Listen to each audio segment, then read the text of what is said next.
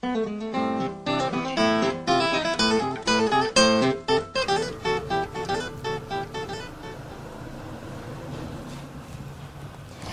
Mamen, halo, ketemu lagi barengan saya Y yang bakalan nemenin kamu di video ketiga saya.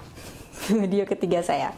Dan setelah tadi kita ngomongin tentang bagaimana cara mencatat yang efektif dengan cara mind mapping, sekarang saya akan menjelaskan dan memberikan sebuah tips-tips buat kamu para mamen tentang membuat planning sehari-hari.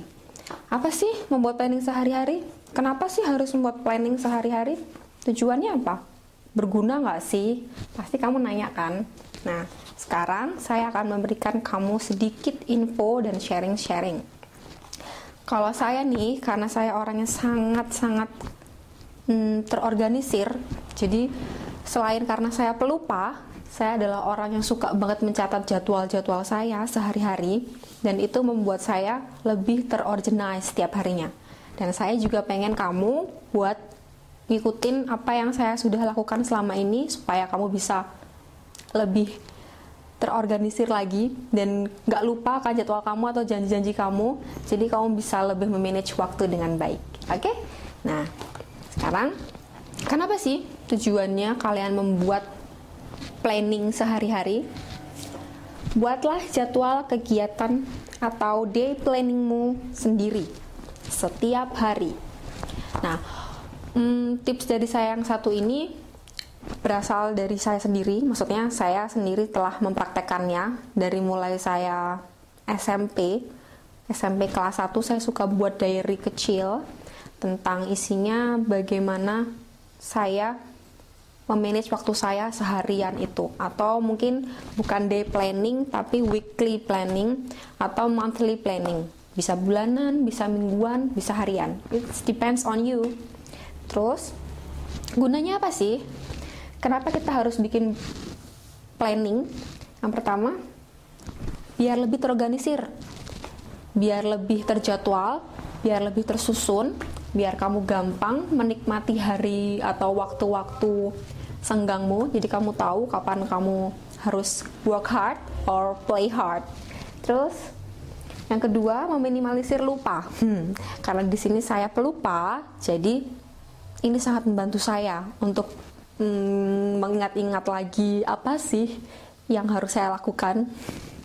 Dan overlap kegiatan. Biasanya kadang-kadang kita bikin janji sama orang, tapi padahal saat itu kita sudah ada janji dulu sama orang lain.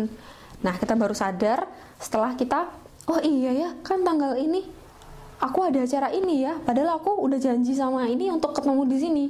Nah, untuk meminimalisir hal-hal semacam itu, biasanya saya membuat planning saya untuk hari-hari yang sudah saya janjikan sebelumnya. Nah, langsung contohnya.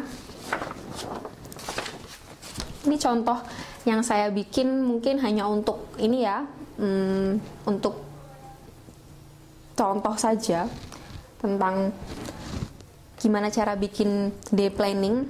Ini bisa disesuaikan. Kalau day planning atau rencana kegiatan setiap hari, kamu bisa mulai nulis tanggal atau hari, misalnya Senin tanggal 17 Oktober 2011. It means kamu ada berapa kegiatan. Kebetulan di sini ada 3 kegiatan penting. Jam berapa aja? Jam 9. Jam 9 ternyata saya harus latihan tryout nih. Ini contohnya buat adik-adik SMA ya, yang sudah kelas 3 dan sedang mau menempuh ujian nasional mungkin, atau persiapan SPMB mungkin. Nah, mungkin jam 9 kalian harus latihan tryout. Maka tulis di sini latihan tryout. Di sini kalian juga bisa, dari sini kalian juga bisa melihat ketika saya harus latihan tryout, yang harus saya persiapkan apa ya? Mungkin membawa pensil 2B, atau harus belajar besoknya sebelum hari Senin. Kemudian jam 10 ada apa sih? Ada les mata pelajaran bahasa Inggris ternyata. Oke.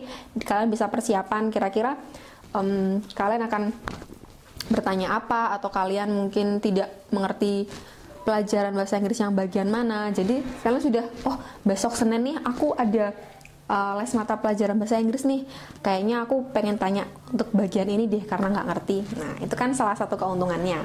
Kemudian mungkin jam 2, wah akhirnya selesai nih les mapelnya, jadi bisa break time. Nah, kamu bisa nulis segala macam kegiatan kamu di sini. Ini hanya contoh-contoh saja, mengerjakan PR atau tugas jam 4 sampai jam berapa. Terus hari Selasa ngapain aja?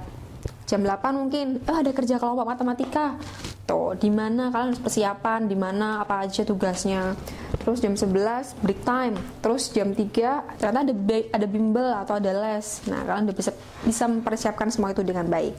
Nah, kalau saya sendiri, saya bilang saya telah mempraktekkan planning ini setiap hari sejak saya ingatnya sejak SMP ya. Jadi kalau ini saya biasanya menulis weekly or monthly atau day planning saya tuh di sebuah catatan kecil. Jadi saya bawa kertas kemana-mana, saya bawa buku kecil ini kemana-mana ke dalam tas saya, dan biasanya saya menuliskan apapun yang harus saya lakukan di dalam kertas ini. Jadi saya akan tulis misalnya di sini saya tulis Rabu tanggal 28 September saya harus apa? Saya harus menutor mata kuliah perbandingan politik ternyata di kampus gitu.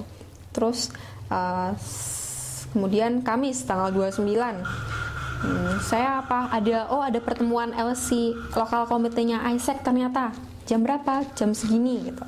Jadi saya bisa persiapan kira-kira materi pertemuan ISEC-nya apa ya, saya sudah prepare dari sebelumnya. Terus Jumat tanggal 30 ternyata saya harus